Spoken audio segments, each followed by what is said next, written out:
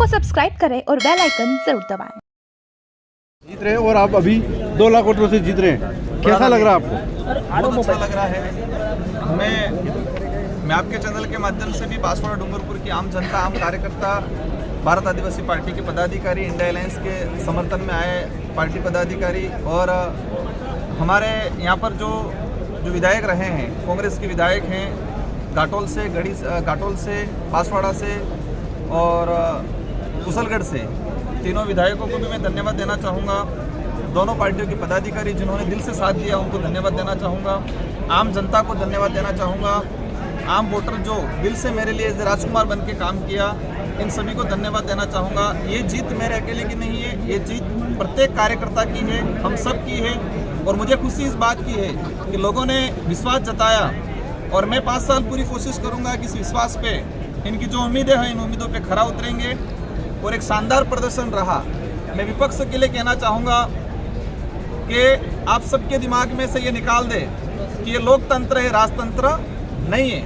यह जनता की चलेगी, जनता की भावना के अनुरूप काम करेंगे तो ही चल पाएंगे। और इस बार बांसवाड़ा डूंगरपुर की जनता ने यह एहसास करा दिया। और हम हर बार कहते हैं, एक वर्ड यूज़ करते हैं, हमने रगड़ा निकाल दिया।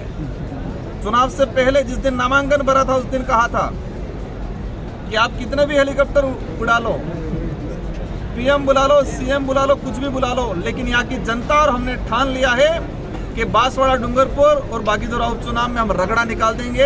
और आज परिणाम के रूप में ये एहसास हो गया कि अवश्य रगड़ा निकल गया है। और बागड़ क्षेत्र के अंदर, बिलपट्टी के क्षेत्र के अंदर ये बात करें तो राजनीतिक शुद्धिकरण का काम हो गया है इस बार। महेंद्रजीत सिंह मालविया ने कहा था, ना आप चलेगा ना बाप चलेगा और इनको उखाड़ फेंकेंगे। अब आपका क्या कहना है? देखो, मालविया जी के लिए मैं, जो उम्र में मेरे से बड़े हैं, मेरे परिवार में सिखाया है कि उम्रदराज लोगों का मान सम्मान करना चाहिए।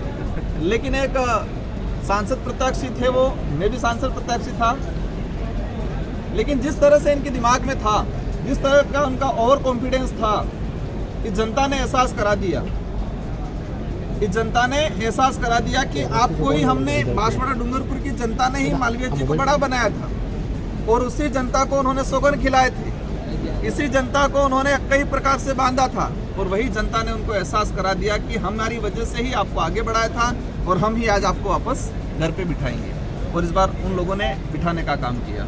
अब बहुमत किस ओर जाने का है अभी तक जिस हिसाब से बन रहे सरकारों? देखो, अभी तक कोई स्पष्ट नहीं हो पाया है।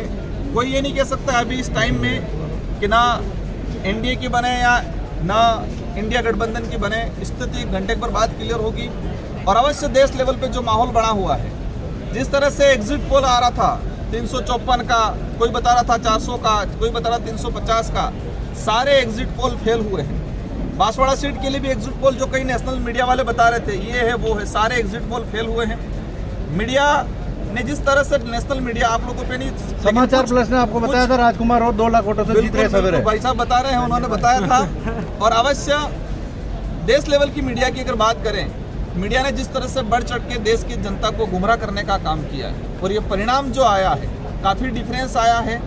और अवश्य जो स्थिति बन रही है, इंडिया गठबंधन की सरकार बनने की पूरी संभावना है। अब आपने वालों विधायक सीट खाली हो जाएगी, उस पर किसको नया? देखो, हमारी व्यवस्था है। आपने जोरदार सवाल पूछ लिया।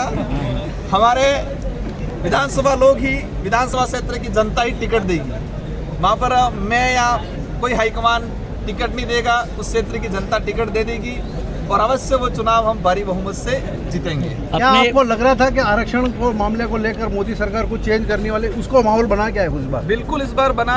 भाजपा के कई मंत्रियों के द्वारा, केंद्र में मंत्री रहे थे, उनके द्वारा कहा गया था कि हम 400 पार लाएंगे, ये खत्म कर देंगे, संविधान खत्म कर देंगे, आरक्षण खत्म कर देंगे।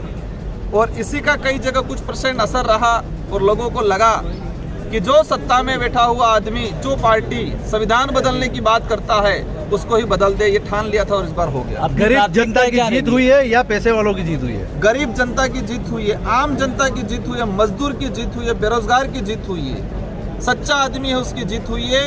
तानाशाही और बलशाली लोग जो थे, धनबल से थे, उनकी हार हुई है। अपनी प्राथमिकता क्या रहेंगी लोकसभा? मेरी प्राथमिकता यहाँ पर एजुकेशन को लेकर हम बेहतर काम करेंगे। गुजरात जो पलायन हो रहा है उसको रोकने का काम करेंगे। और लंबे समय से गोविंद गुरु महाराज का जो सपना है बिल प्रदेश बनाने की जो मांग चल रही है, उसको लेके हम केंद्र सरकार में किसी भी सरकार बने उस एजेंडे को तरीके से हम रखेंगे और अलग से बिल प्रदेश बनाने की डिमांड जो चल रही है उसको पूरा करवाएंगे। साथ ही जो आरक्षण वाला जो मामला चल रहा है, संवैधानिक जो प्रावधान है, उनको धरातल पे लागू करने का काम करेंगे। News 24 पब्लिक लाइव चैनल को सब्सक्राइब, लाइक